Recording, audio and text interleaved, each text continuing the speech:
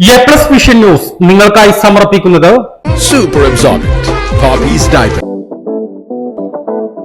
Come, be a part of excellence. Be a part of FASC. Fatima College. Molding minds, illuminating lives. Skywave Water and Amusement Park, Kakkadampoyil, Valamthood, Malappuram. Sri Vivekananda Padana Kendram, Palemad, Edakara. വന്യമൃഗശല്യം ഭരണപക്ഷവും പ്രതിപക്ഷവും മൗനം പാലിക്കുന്നുവെന്ന് തൃണമൂൽ കോൺഗ്രസ് സംസ്ഥാന കോർഡിനേറ്ററും മുൻ MLA-യുമായ PV Anwar.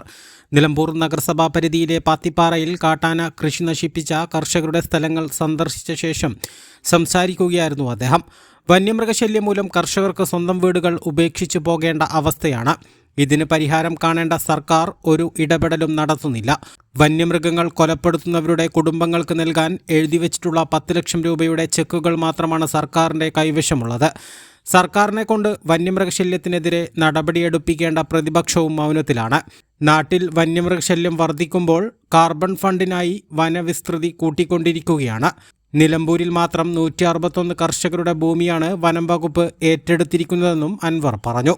ഈ മലയോര കർഷകരെ കുടിയിറക്കണമെന്ന താല്പര്യത്തിൻ്റെ പിന്നിൽ അവർക്ക് വേറെ നിഗൂഢമായ താല്പര്യമുണ്ടോ എന്നുള്ളത് പരിശോധിക്കണം. ഇപ്പോൾ തോമസ് കുട്ടി പറഞ്ഞതുപോലെ ഇവിടെ ഒരു നിയമപരിഷ്കരണത്തിൻ്റെ ആവശ്യമില്ല.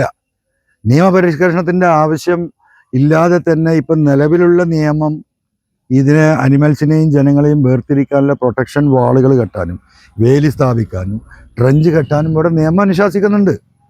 ഞാൻ പറഞ്ഞല്ലോ 3000 കോടി റുപ്യ എൻ്റെ കയ്യിൽ തന്നാൽ ഈ പ്രശ്നം നമ്മൾ തീർത്തു കൊടുക്കുക. നാടിനെയും കാടിനെയും വേർതിരിക്കാൻ പറ്റും.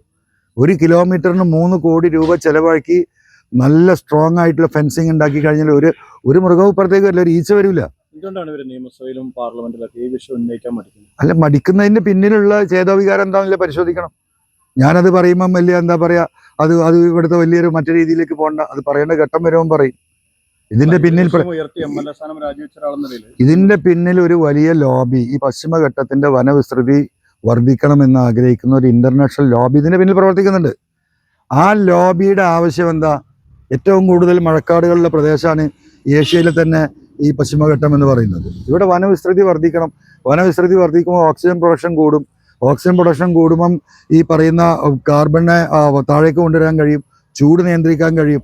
അത് ലോകത്തിന്റെ ആവശ്യമാണ്. അതിന് ഈ ജനങ്ങൾ ഇറങ്ങിപ്പോകണം. അവിടെ ഓക്സിജൻ പ്രൊഡക്ഷനുള്ള ചെടികളും മരങ്ങളും വെച്ച് നട്ടുപിടിപ്പിക്കണം. അതിന് ഫണ്ട് കൊടുക്കുന്നുണ്ട്. അതാണ് ഈ കാർബൺ ഫണ്ട് എന്ന് പറയുന്നത്. പക്ഷെ ആ കാർബൺ ഫണ്ട് ഇവിടെ കർഷകർക്ക് കൊടുക്കുന്നില്ല എന്ന് മാത്രമല്ല, അത് പൂർണ്ണമായിട്ടും അടിച്ചു മാറ്റുകയാണ്. അതിൻ്റെ പെർസെൻറ്റേജ് ഈ പറയുന്ന ആളുകൾക്ക് കിട്ടുന്നുണ്ടോ എന്ന് പരിശോധിക്കേണ്ടതാണ്. അവിടെയാണ് വിഷയം. 3000 കോടി കൊണ്ട് കേരളത്തിലെ ജനങ്ങളെയും കാടിനെയും വേർതിരിക്കാൻ കഴിയും. ഇപ്പോൾ ഒന്നും വേണ്ട, തൃശ്ശൂർ ടൗണിൽ, തിരുവനന്തപുരം സിറ്റിയിൽ ഈ പറയുന്ന എല്ലാ മൃഗങ്ങളും ഇല്ലേ? അവിടെ പുലിയുണ്ട്, ചീറ്റയുണ്ട്, കടുവയുണ്ട്, ആനയുണ്ട്, കാട്ടിപ്പോത്തുണ്ട്, എല്ലാം ഉണ്ടല്ലോ ഈ 2 സൂവിലും ഇല്ലേ? എന്താ പുറത്തേക്ക് വരാത്തത്? അവിടെ ശക്തമായ വേലിയുണ്ട്. ആ വേലിക്കകത്താണ്. അതുപോലെയുള്ള വേലി നിർമ്മാണം നടത്തിയാൽ ഈ മൃഗങ്ങൾ അപ്പുറത്താവും, മനുഷ്യരിപ്പുറത്തുമാവും. ലോകത്ത് മൃഗങ്ങളിലെ എല്ലാ രാജ്യത്തും ഇതാണ് ചെയ്യുന്നത്. പക്ഷെ ഇന്ത്യയിലും പശ്ചിമഘട്ടത്തിലും ചെയ്യൂല. തൃണമൂൽ കോൺഗ്രസ് വന്യമൃഗശല്യത്തിനെതിരെ സംസ്ഥാന വ്യാപകമായി സമരജാഥ സംഘടിപ്പിക്കുമെന്നും അദ്ദേഹം കൂട്ടിച്ചേർത്തു. ഏത് രീതിയിലുള്ള സമരമാണ് തൃണമൂൽ കോൺഗ്രസ്? തൃണമൂൽ ആദ്യം നമ്മൾ ബോധവൽക്കരണമാണ്. അതിനാണ് നമ്മൾ ഈ മലയോര ജാഥ നമ്മൾ പ്ലാൻ ചെയ്യുന്നത്. എന്നിട്ട് ജനങ്ങളെ സംഘടിപ്പിച്ച് ഏത് രീതിയിലാണോ ജനാധിപത്യ രീതിയിൽ ശക്തമായ സമരം നടത്താൻ പറ്റുക, ആ സമരത്തിലേക്ക് നമ്മൾ കടക്കും. ചെറിയൊരു ആക്സിഡന്റ് ഉണ്ടാകുന്നതിന് 25-50 ലക്ഷമൊക്കെ കൊടുക്കുക. ഈ വന്യമൃഗശല്യത്തിന് മാത്രം ശരിക്കും കൊടുക്കണമെങ്കിൽ സംസ്ഥാന സർക്കാർ കേന്ദ്രത്തിന്റെ അടക്കം 10 ലക്ഷം രൂപ മാത്രം. ആ 10 ലക്ഷം വാങ്ങി പോകാൻ ആളുകൾ തയ്യാറാണ്. അവർക്ക് ആ നഷ്ടം.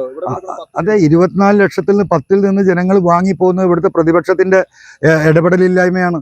ആരെ വാങ്ങി കൊടുക്കേണ്ടത്? ഭരണപക്ഷം കൊടുക്കുന്നില്ലെങ്കിൽ വാങ്ങി കൊടുക്കേണ്ടത് പ്രതിപക്ഷമാണ്.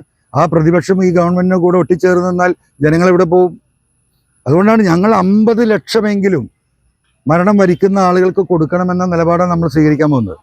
കാർഷിക മേഖലയിലുണ്ടായ തകർച്ചയ്ക്ക് കൃത്യമായിട്ടുള്ള ഇപ്പോൾ ഉള്ള കോമ്പൻസേഷന്റെ 10 ഇരട്ടിയാക്കണം. എന്നാൽ പോലും തികയില്ല. ആരുമായും സഹകരിക്കും. നമ്മളെ കൺസെപ്റ്റ് ഒരു ജനനന്മ മുന്നണിയാണ്. ജനങ്ങളുടെ നന്മയെ ആഗ്രഹിക്കുന്ന ആർക്കും നമ്മളുമായി സഹകരിക്കാം. ഉപതെരഞ്ഞെടുപ്പിൽ മുഖ്യമന്ത്രിയും പ്രതിപക്ഷ നേതാവും ഉൾപ്പെടെ 139 MLA-മാർ പ്രചരണം നടത്തിയിട്ടും നിലമ്പൂരിൽ 20,000 വോട്ടർമാരാണ് തനിക്കൊപ്പം നിന്നത്.